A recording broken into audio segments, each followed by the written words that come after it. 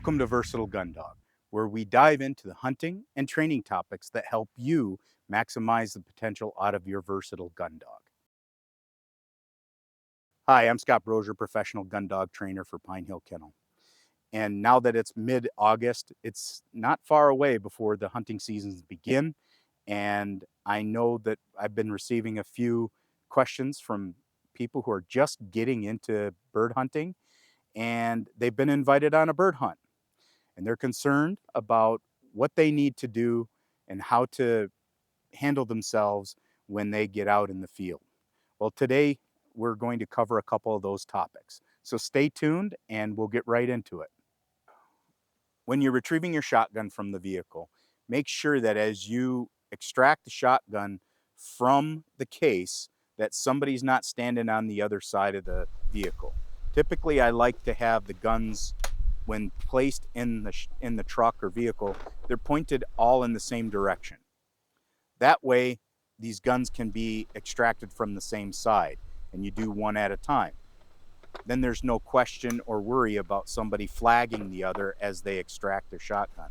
I prefer not to let the dog out until I have all my gear on my person. Some people will like to let their dog out, let it run around, which is why I like this method of carrying your shotgun. It keeps the gun from being on the ground. Oftentimes you see people put the gun up against the truck or a truck tire. If the individual who has the dog cuts his dog loose, that dog came by and knocked over the gun, it could cause problems. So I prefer to maintain possession of the shotgun until we're ready to hunt. You can get all your gear out, then extract your shotgun. Then you can stand by as we wait to finish the last few things of getting the dog out, getting it collared, getting it ready to go for the hunt. Once you're ready to start into the field, you want to turn away from the vehicle, from your partner. Make sure your back is to them. And if you have a side-by-side or over and under, I prefer to load my gun, keep the barrels low to the ground, obviously not pointing at my toe. But if you have a dog running around, this is the method that I prefer most. So I will firmly grasp the forearm of my shotgun, put in my shells with my right hand since I'm right-handed. If I'm left-handed, I just do it opposite. Put the shells in and push with the hand on the butt of the gun and force the stock into position. As the action locks, the whole gun will be straight and pointed at the ground. Now we can look around, clear, and pull that gun up. Make sure that your safety is on and your trigger finger is politely and firmly pressed behind the trigger guard. It should not be on the trigger guard or around the trigger guard in any way, right behind the trigger guard. That way, if you stumble or trip, you are not going to accidentally pull the trigger. If I were to stumble, I can't tell you how many times I've seen people while I was guiding stumble and then end up grabbing the trigger.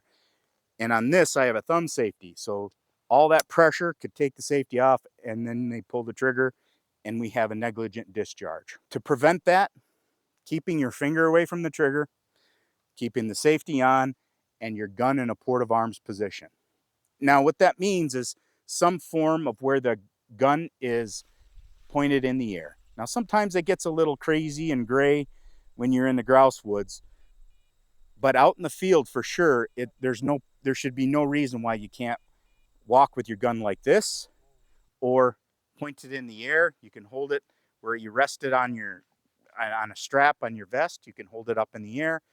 You can rest it on your gun or your shotgun shell pouch.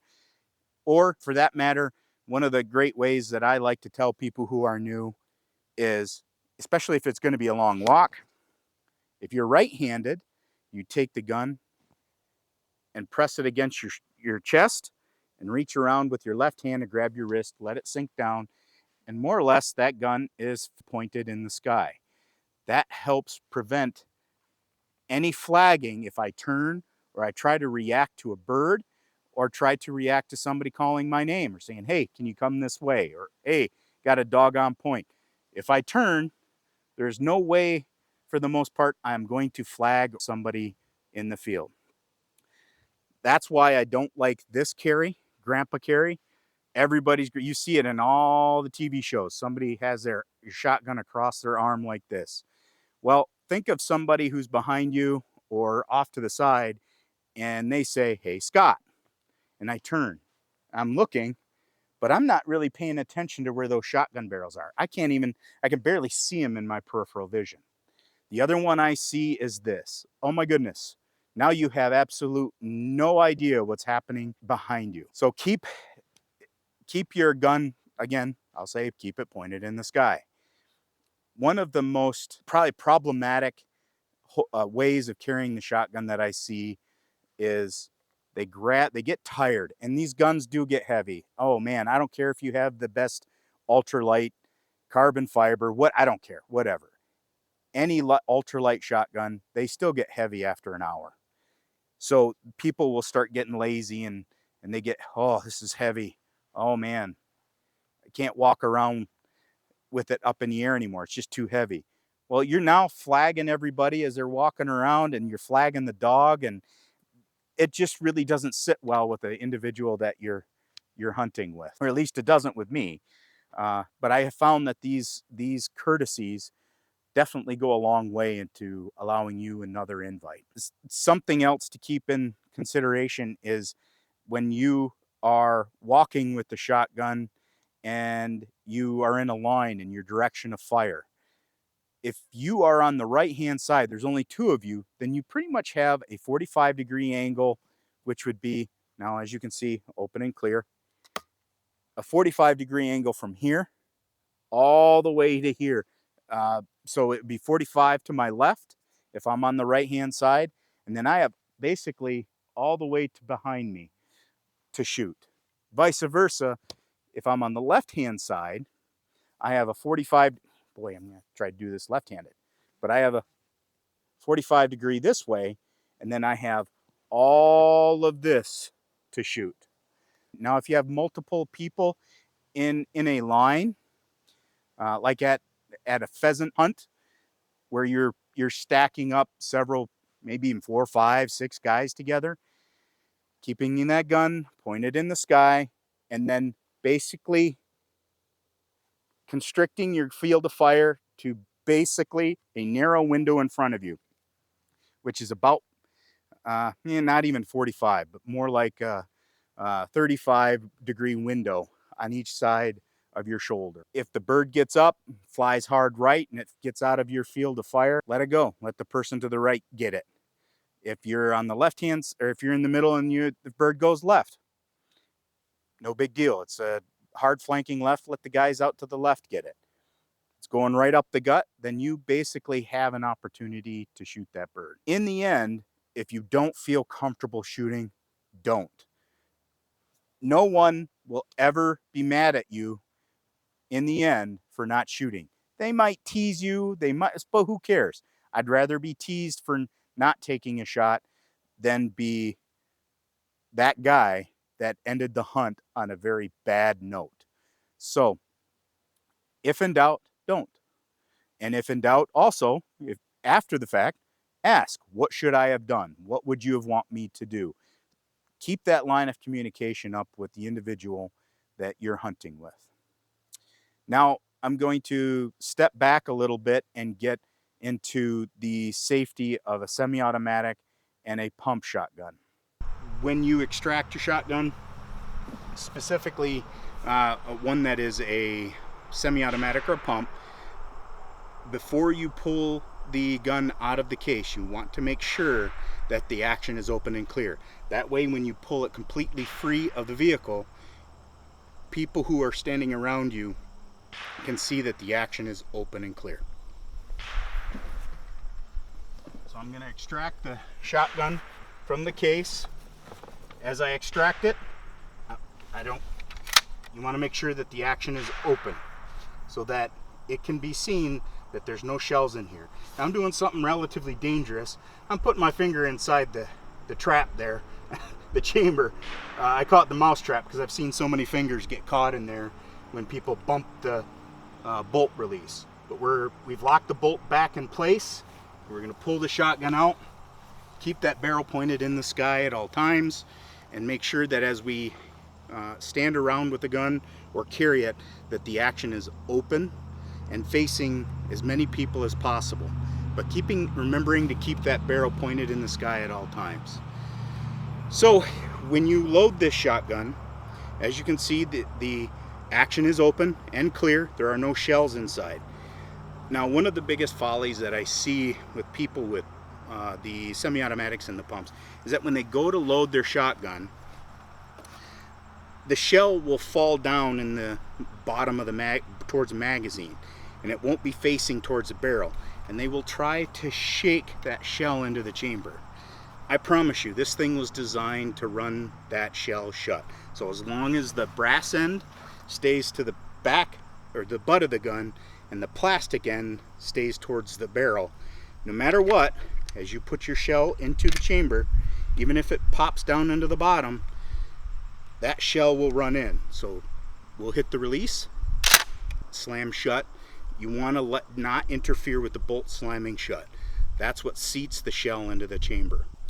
Then you flip it over. As you can see here, the shell feed, you can now take a shell, run it into the tube. This one has a plug, so we can max out at 3 shells total in the gun.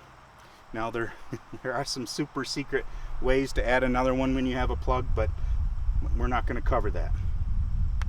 Safety's on, we can tell because we don't see the red line. So this is how we're going to hold the shotgun when we're loaded. And once we know that we're ready to go, then we head off into the field. When we get back to the vehicle, we're going to basically do that a little differently. So in most of these guns, both the pumps and the semi-automatics, you can flip it over and there's usually a shell feed or a release. I'm just going to hit the shell release, keeping that barrel pointed in the sky, and I'm just going to keep articulating the action until I know there are no shells left in the gun. Lock the chamber open, and then I will take the shotgun with the chamber. Now I've got my shotgun case right here, so I'm just going to slide it in, chamber open. When you're grouse hunting, that is a whole other ball of wax because you don't know how high the bird needs to be. I like to make sure that that bird is well above my head height. I don't care if we're in the grouse woods or if we're in the field after pheasants or quail. That bird has to be well above my head height. As you can see, there's some sky behind us. I can tell you that if a bird gets up and it's outlined by the sky, then it's more than safe to shoot. But you don't get that in the woods when you're hunting grouse and woodcock. You more or less have to have an idea of height. Now, my height plus the length of the shotgun as it's standing in the air, if that bird is above that gun height, more than likely it's a safe bird to shoot. But again, if in doubt, don't. Because you can always ask later, was that a safe time to shoot or was it not? Then you can get some feedback from your partners. That'll give you an idea, or at least a guideline in which to start operating under the shot. If you're just not comfortable, don't. Unloading your shotgun. Oftentimes, when you go into the field, you encounter a barbed wire fence or some obstruction that you have to cross, whether it be a creek or some other obstacle where you're going to have to jump or leap or straddle a fence. I will then approach that, turn away from the group, pop my action open if I have a break action, pull my shells out, put them in my pocket, and then hand my gun off to the person on this side of the fence. I will get over the fence or over the obstacle and then reach to retrieve my shotgun, and I would ask that they do the same. So they would unload their shotgun, hand it to me, and then I would hang on to it, let them cross, and then hand them back an open and clear shotgun. Oftentimes, I even will say open and clear so that they can see that I'm being thoughtful about what's going on. While hunting with that handler, keep in mind that he's the one running the dog. That's his dog. Don't interrupt that dog's movement through the field.